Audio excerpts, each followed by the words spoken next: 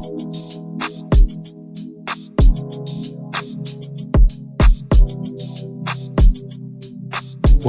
to Love Dynasty.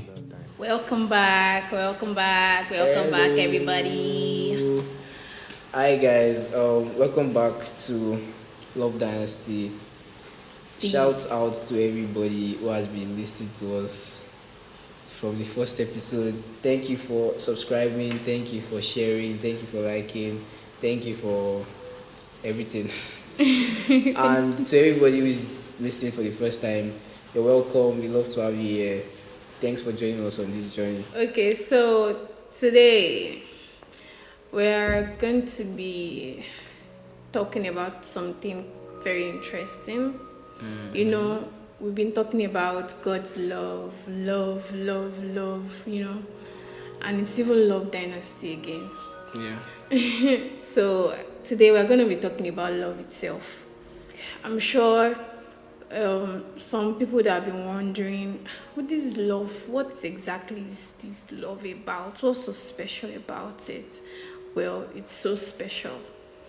And we're going to be doing this by going through this passage of the Bible, 1 Corinthians chapter 13. By the way, this is my favorite chapter of the Bible. This is just that chapter of the Bible that just always keeps me in check.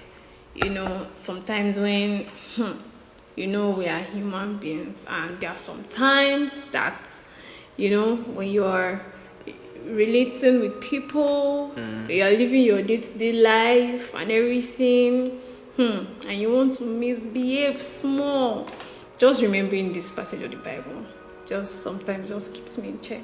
You said misbehave small. Can you talk more about misbehave small? Can we understand what it means to misbehave? Okay.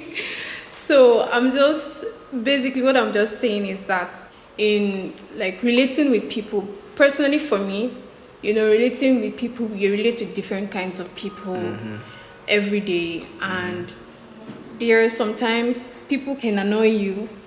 Sometimes people can do things that you don't like. You know, the personalities that you're dealing with, they are so blessed, you know. And, you know, just this passage of the Bible, like, it helps me to be able to, like, relate better with people in that sense. So when I said misbehave, this is just what I'm talking about here. Okay. And it just keeps me in check, basically. Like, what would Jesus do? Like, what would love do exactly? Because this Bible passage is talking about love. What would love do? So enough of the, you know, explaining. Let's just get to it. All right. And we'll be moving from. Okay, we're going to start reading from the New King James Version. And then we'll be moving from the Amplified Version to the Passion's translation. Is it the Passions or the Passion? I think it's the Passion translation. Passion is the Passion, TPT. TPT. Before you continue, what do you think in just like your own words? What can you say love is exactly? What can I say love is?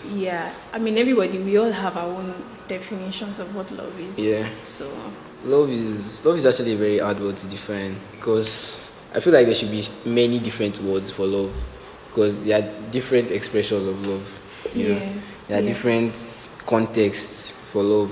Like, you could say I love my shoe, and you could say I love my friends. Like, it's not the same love you have for your shoe that you have for your friends, right? So love is the word that we use about to describe a passionate feeling, a desire, a positive passionate feeling for somebody or something. So there are different like levels to that experience, to that feeling. And I think love in its true sense, for example, like the example I gave, I love my shoe. Because I love my shoe, I wear it a lot.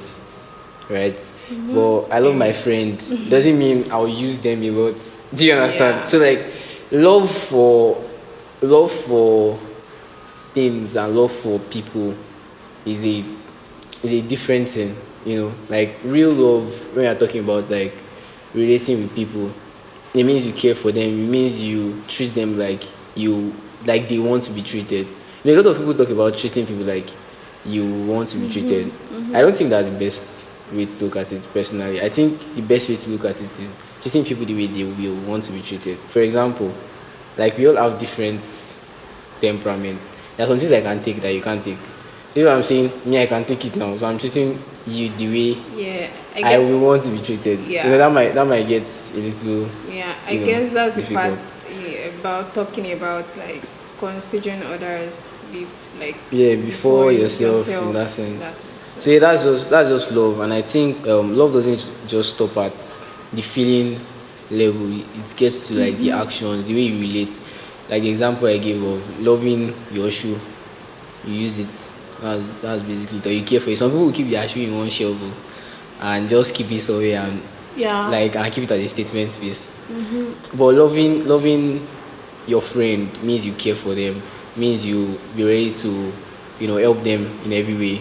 So there's an action to love basically. That's my definition of love. Love is a positive feeling of affection for somebody, and then because of that feeling, the things that you do, actions Kinds of come out drives of that. Yeah. your actions. Even when you love your shoe, though, Yeah. there's no like if I love my shoe, I'm going to take care of that Yeah, shoe. you take care of it It's like when specially. rain That's falls, fact, like yeah, I'm just that's like, fact. oh my god, my shoe, Yeah. my shoe. Reminds me of this. I don't know if anybody remembers, but for the sneaker freaks here, you guys remember those memes or those funny videos about Jordans? Like if anybody steps your Jordans or anybody steps your white Air Forces, like you fight that person. Like so, I think that's actually very valid. Even for teens, like when you love your white Air Forces, like new Nike Air Forces, you definitely don't want anybody to like mess with it. You care for Yeah. it, you clean it up. Some people fight people because because of their white shoes that somebody has stained. So there's a lot of Yeah. like action that we see in love, like a lot of care for it. And the Yeah. way some people love their pets, like some people are really about their pets and they care for their pets, and even much more like relating with people and caring for them and trying to Yeah. meet the needs of your loved ones as much as possible. Okay, so the love we're going to be talking about today is the love that God has for us all. So, 1 Corinthians 13. We're starting from verse 1. And, we're going to be reading first from New King James Version, and then we'll move to the Amplified Version and the Passion Translation. Okay, verse 1. Though I speak with the tongues of men and of angels, but have not love, I have become sounding brass or a clanging cymbal. Okay, so now we move to the Amplified Version. If I speak with the tongues of men and of angels, but have not love for others growing out of God's love from me, then I have become only a noisy gong or a clanging cymbal, just an annoying distraction. That part is not to me. Like, Actually, are you what's question? First date question. Are you just an annoying distraction? to be honest, like the very first time I was like going to like see it in this translation, like I was okay. Let's go to the Passion Translation now. If I were to speak with eloquence in earth's many languages and in the heavenly tongues of angels, yet I didn't express myself with love, my words would be reduced to the hollow sound of nothing more than a clanging cymbal. So before we move on, I want us to understand the love we're talking about here. Earlier I said we're talking about the God kind of love, the love that God has for us all. and it's from the Greek word agape, which describes the highest form of love. It is the love God has for his people. It is an intense affection that must be demonstrated. It is loyal, endless, and unconditional commitment of love. Feelings are attached to this love. It is not abstract, but devoted to demonstrating the inward feelings of love towards another with acts of kindness and benevolence. So now back to what we are still in verse 1. It says, if I were to speak with eloquence in earth's many languages and in heavenly tongues of angels, yet I didn't express myself with love. Now remember the kind of love that we're talking about here. And it says, my words will be reduced to the hollow sound of nothing more than a clanging cymbal. Amplified version said, nothing more than an annoying distraction. So it's like, no matter how much, should I say, knowledge you can say that you have, no matter how eloquent you are in so many things, or it's like, if love is not driving you, nothing more than an annoying distraction. Then let's move to verse 2. It says, he was still in the Passion Translation. And if I were to have the gift of prophecy with a profound understanding of God's hidden secrets, and if I possessed unending supernatural knowledge, and if I had the greatest gift of faith that could move mountains, but have never learned to love, then I am nothing. So this is like really showing the importance of love here. You could have all the gifts of the Spirit. You could know so many secrets about the king. Yeah, you could know deep things. You could have experienced the supernatural. But if you don't have love, then, it says that then I am nothing. So it's like, once love is removed from that equation, then you are nothing. Like, every other thing does not really mean anything. Because at the end of the day, love is the foundation of everything. Like, it's the foundation of, of the redemption plan. It's the foundation of why God, the Father, sent, the Son Jesus to die for us and reconcile us back to himself. So it's all love. So it means if love is out of the equation, then whatever it is that you're doing, it does not mean anything. Like, it is zero. I think this kind of, in my mind, this is reminding me of what we were talking about in the last podcast.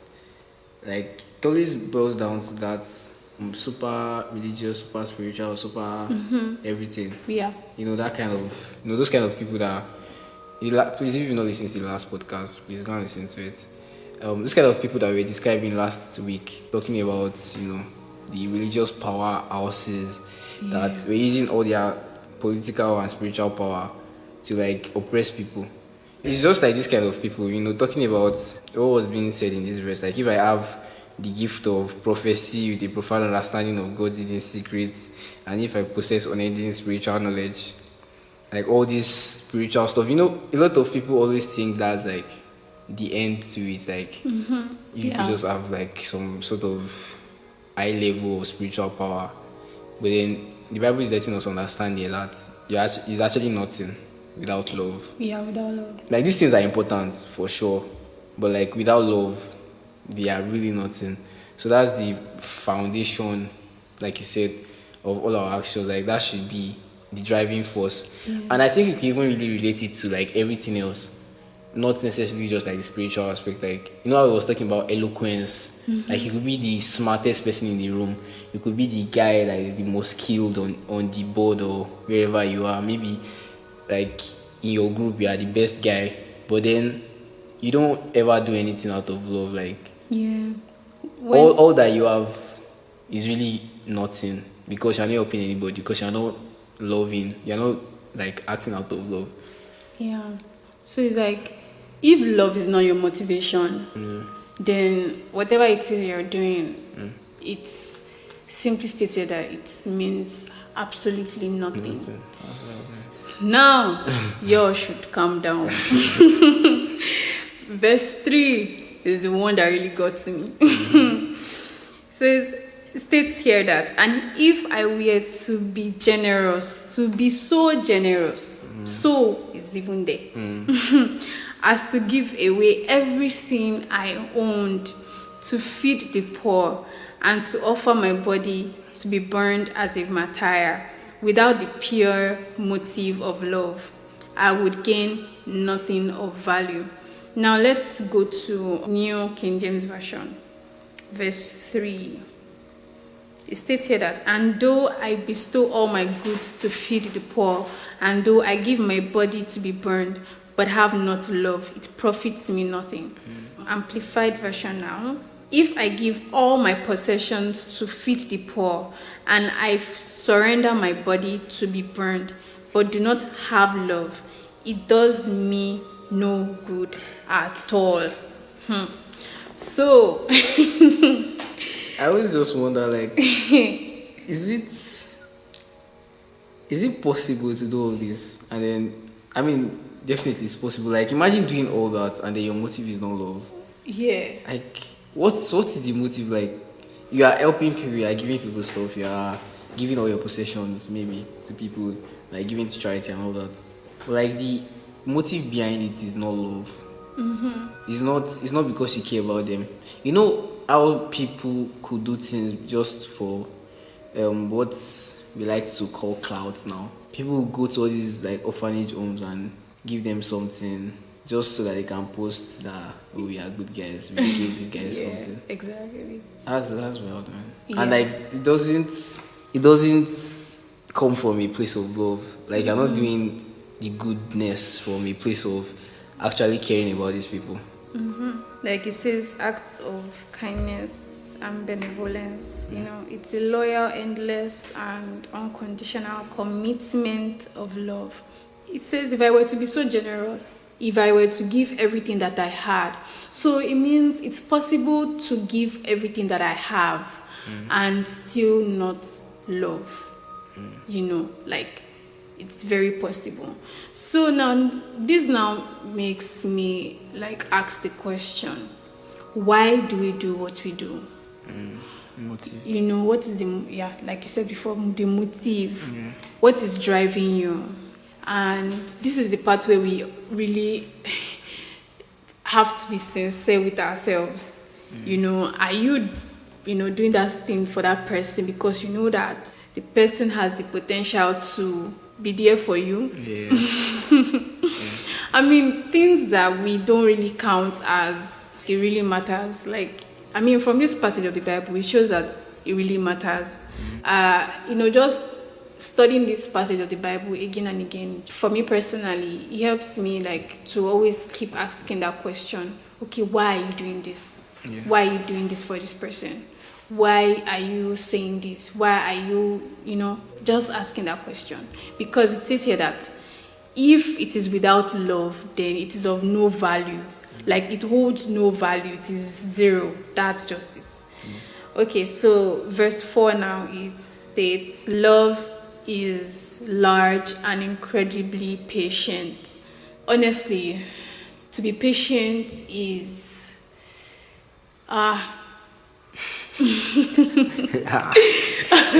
It sounds like you're trying to explain from personal experience.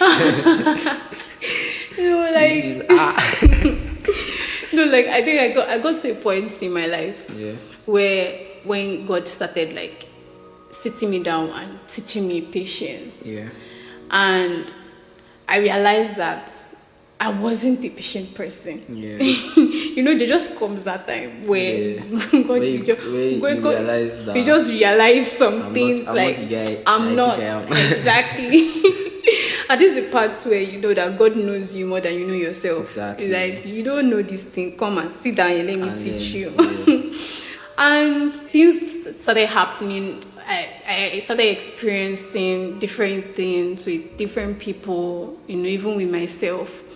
And it just like made me to really admire people that I've seen, who are really, really patient. it is not easy to be patient, though. Yeah. It is not easy to be patient. But because, like, sometimes patience is just as if your wings are being cut off. Yeah. It's like that your eye, shoulder, and everything. Just bring it down. Just calm down. You know, like, before you say that thing, think about it. Does it make sense? Yeah. You know, like, is it right for that at that particular moment? Exactly, for that moment. And I really, really admire patience, because sometimes it saves us from mistakes that, I mean, it helps us avoid some unnecessary mistakes. Yeah. Patience is like just taking that one step backward, you know, just that second of taking a step back and just like reevaluating the situation before acting. Yeah.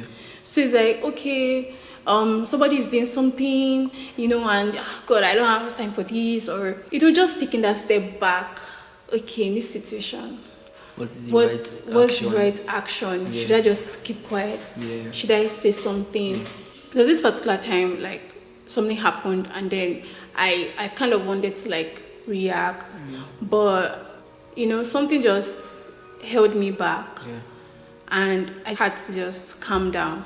And then I started thinking about what I was going to say at that particular moment with that kind of mood. Yeah. I was like, geez, this would have like This caused, this would have been bad. Yeah. And see, another thing that patience does is it helps. Before you leave that point, Okay.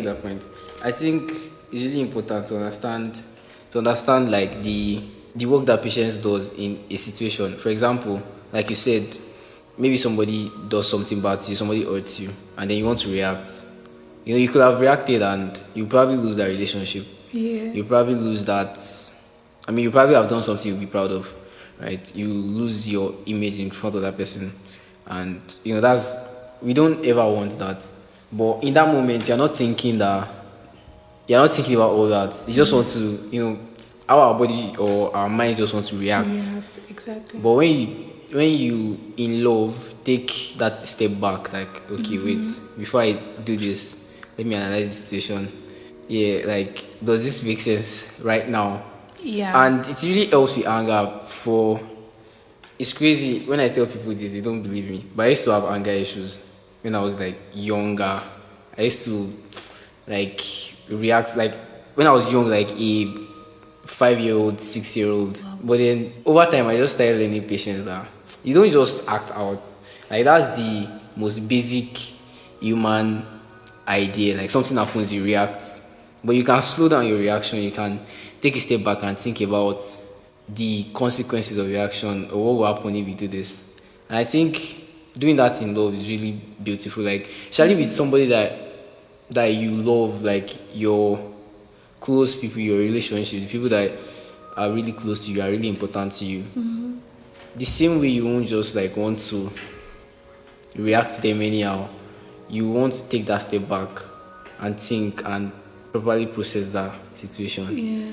And I think it's one of the ways by which you know that you are, you know, beginning to actually walk in love. Yeah. When you get to that point where you the first thing you think about is like, what will love do in this particular situation? Yeah.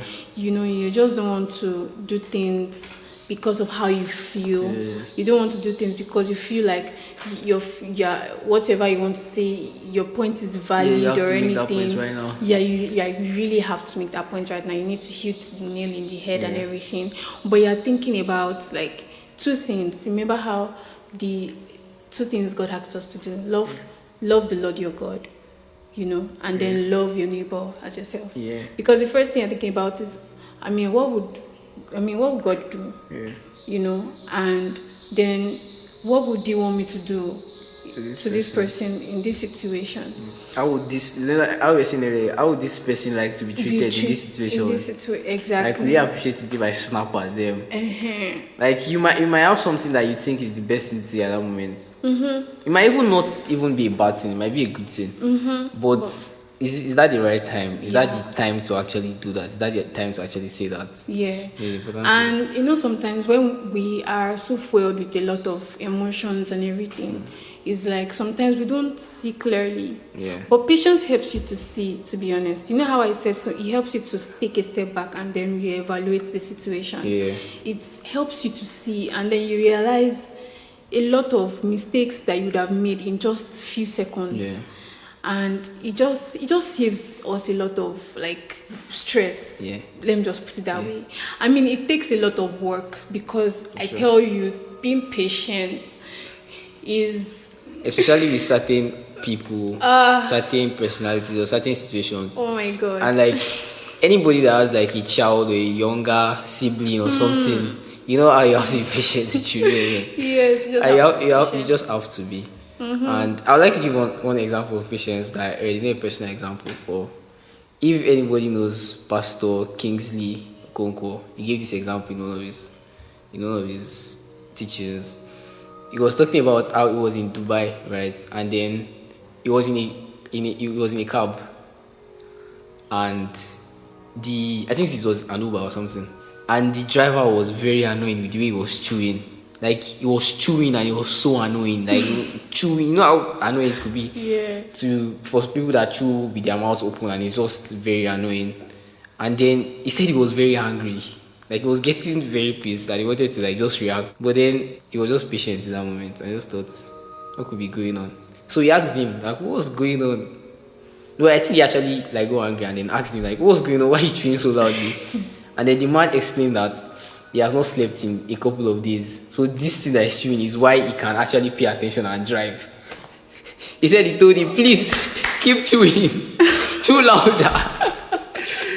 So imagine that kind of situation where you could have snapped and done something bad and then now understand, oh, this man is actually chewing to save my life. Exactly. He saved our lives. You know, if he just got angry and did something bad, or decided to just give him like 0 stars after the ride or something, you know, that kind of angry reaction is not the best thing. So patience also helps us understand situations better. Yeah. It helps us understand situations better.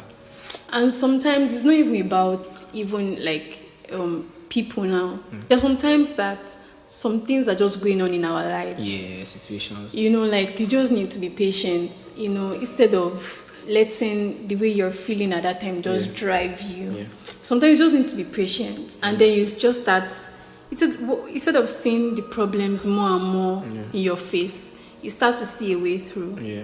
So just calming down, you know, just take it took a lot of practice, and I'm still practicing it. Yeah. You know, like definitely. when it happens, because honestly you have to be intentional about being patient. Yeah. I mean, obviously, God, I mean, with God, all things are possible. Yeah. We know that. But there's also the intentional part of it. Like, we have to be ready to... You want to walk in love, right? So you have to be able to commit yourself to being intentional about being patient now. So, it's like, I had to, like, intentionally, like, okay, when something happens, or when I just keep quiet, not do anything. And then, okay, what should I do? Yeah. And then gradually. There's always a better way. Yeah, and I've met so many patient people. Maybe in our next podcast, or I'll just talk about a few people that I know. Shout out to your patient. Shout out to patient. I celebrate grace. Yeah. Okay, so we've talked about love today. We've talked about patience. Yeah. And because of time, we will continue with the other. You know, that chapter talks about love, talks about all the different sides and different characteristics of love. So, catch us next week as we talk more about love. Yeah, same place, same station, same channel, same link. Same It's not link. same link. Okay, bye. Alright, bye. And please, throughout your week, next week, make sure you practice patience. Yeah. Like in that situation, before you snap at somebody, practice patience. You realize that a lot of times there's actually a reason, there's a better way to handle that situation. Yeah. And you save yourself a lot of trouble and stress. Facts. So just be intentional about it. Yeah. Take few seconds back. Yeah. Few seconds. #few seconds back. Yeah. Okay, bye everybody. We love you. We love you.